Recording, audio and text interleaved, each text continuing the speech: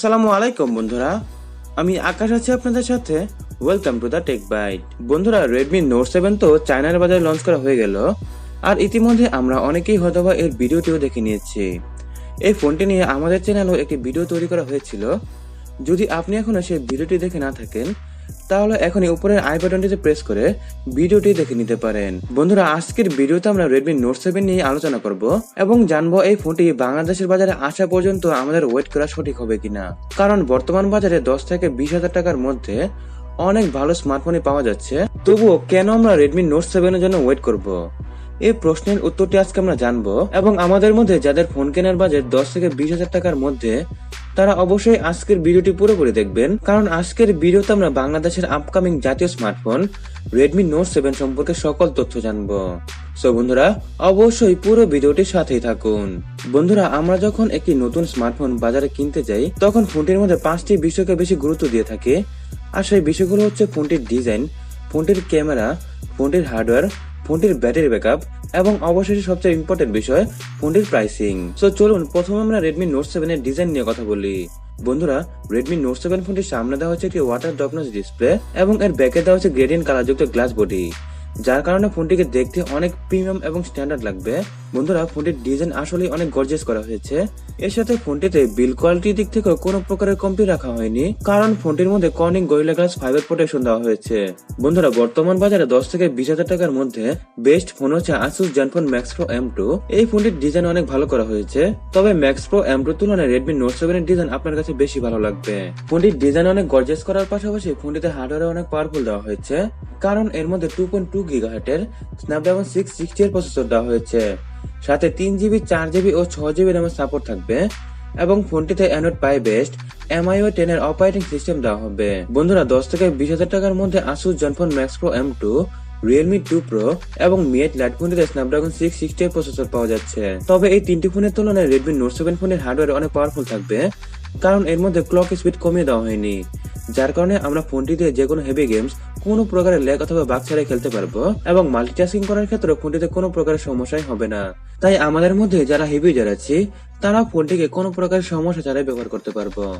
বন্ধুরা, আমাদের মধ্যে অনেকেই আছি যারা কিনা কম বাজেটের মধ্যে একটি ভালো ক্যামেরার ফোন খুঁজছি, আর তাদের জন্য Redmi Note 7 একটি বেটার চয়েস হতে পারে, কারণ Redmi Note 7 ফোনটির মধ্যে অনেক ভালো ক্যামেরা দেওয়া হয়েছে। ফোনটির রিয়ারে দেওয়া হচ্ছে 48 এবং 5 মেগাপিক্সেলের দুটি ক্যামেরা, এবং এর ফ্রন্টে দেওয়া হচ্ছে 13 মেগাপিক্সেলের দুটি ক্যামেরা। ফোনটির রিয়ারের 48 মেগাপিক্সেল ক্যামেরার মধ্যে সোনির GM1 এর সেন্সর দেওয়া হয়েছে। তবে Redmi Note 7 এর একটি প্রো ভার্সনও লঞ্চ করা হবে, যেটিতে সোনির IMX5/6 এর সেন্সর দেওয়া হবে। তাই আমরা যারা একটি ভালো ক্যামেরার ফোন খুঁজছি, তারা অবশ্যই এই ফোনটির জন্য ওয়েট করব, কারণ ফোনটির ক্যামেরা বাজেট অনুযায়ী অনেক ভালো হবে। Redmi Note 7 ফোনটিতে ব্যাটারি দেওয়া হয়েছে 4000 mAh এর, যেটি থেকে আমরা 8 থেকে 9 ঘন্টার মতো ব্যাটারি ব্যাকআপ পাবো। তবে ফোনটিতে কুইক চার্জ 4.0 সাপোর্ট রয়েছে, যার মাধ্যমে আমরা ফোনটিকে খুব তাড়াতাড়ি চার্জ করে ফেলতে পারবো। তাই আমাদের মধ্যে যারা একটি ভালো ব্যাটারি ব্যাকআপের ফোন খুঁজছি, তাদের কাছেও এই ফোনটি অনেক পছন্দ হবে। বন্ধুরা, একটি ফোন কেনার সময় আমাদের কাছে সবচেয়ে বেশি বিবেচ্য বিষয় হয় ফোনটির প্রাইসিং, কারণ একটি ভালো ফিচার সমৃদ্ধ ফোনের প্রাইস যদি অনেক বেশি হয়, তখন ফোনটি ভালো হলেও আমাদের বাজেট কম থাকলে ফোনটি কেনার আগ্রহ আমরা হারিয়ে ফেলি। কিন্তু Redmi Note 7 ফোনটির ক্ষেত্রে তেমন কিছু ঘটবে না। এর কারণ হচ্ছে চায়নার বাজারে ফোনটিকে যেই প্রাইসিং এর মধ্যে লঞ্চ করা হয়েছে, সেই প্রাইসকে বাংলাদেশের টাকায় কনভার্ট করলে প্রায় 12,000 টাকার মধ্যে পড়ে। সো ফোনটির প্রাইস বাংলাদেশে 12 থেকে 18,000 টাকার মধ্যে হতে পারে। তাই আমাদের মধ্যে যাদের ফোন কেনার বাজেট 10 থেকে 25,000 টাকার মধ্যে, তারা অবশ্যই এই ফোনটির জন্য ওয়েট করবেন, কারণ এই বাজেটের মধ্যে এই ফোনটি আপনাদের জন্য বেটার চয়েস হতে পারে। বন্ধুরা, বর্তমান বাজারে 10 থেকে 20,000 টাকার মধ্যে Redmi Note 5, Redmi Note 6, Asus Zenfone Max Pro M2, Realme 2 Pro এবং Mi 8 Lite পাওয়া যাচ্ছে।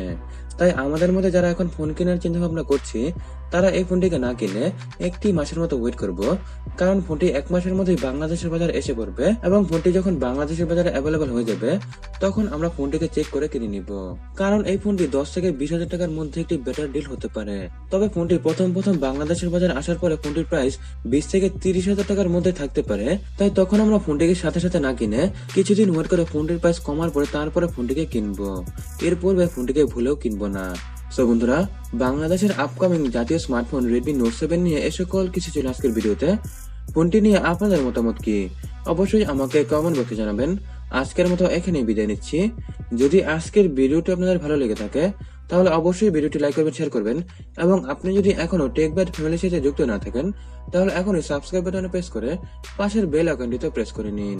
বন্ধুরা, অসংখ্য ধন্যবাদ ভিডিওটি দেখার জন্য। বাংলা দেখুন, বাংলায় শিখুন।